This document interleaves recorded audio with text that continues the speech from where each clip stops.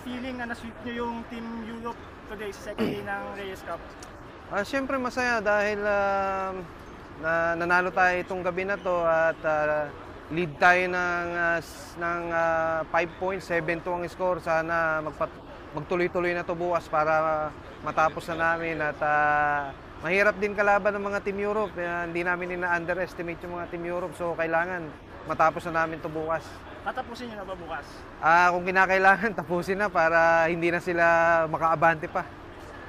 Pero in-expect mo ba na yayagin nyo yung araw na ito? Kasi 4-0, parang kasi sabi ni Shoka kanina nga, kahapon na, pwede mag-down the wire. Pero yan, pinasa kayo ngayon. Hindi ko rin na-expect na ma-straight namin sila ngayong araw na to. Pero siyempre, gusto natin ma-straight na natin yung kalaban. Ayaw na natin silang padikitin. Ayun yung napagmitingan namin kanina ng mga teammates ko na madiretso namin para bukas pwede naming tapusin. At sabi nung captain namin na si Tatay Efren na kailangan malamangan namin para hindi na makadikit.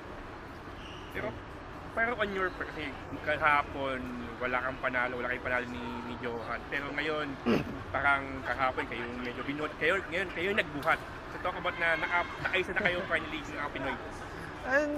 Halos lahat naman maganda naman yung naging performance hindi naman ako yung bumuhat ng laban, halos lahat kami. So happy ako at nanalo tayo itong araw na to. Kaya sana bukas magpatuloy yung panalo natin. Message mo na lang sa mga Pinoy na nagpupuyat para suportahan yung Team Asia, lalo na yung mga Pinoy. Maraming salamat sa mga tao na lumahok dito sa stadium, sa Rizal, dito sa Reyes Cup. Sana tuloy-tuloy tayong manalo bukas at sana magkita-kita tayo ulit dito at may panalo natin ng Team Asia. Thank you.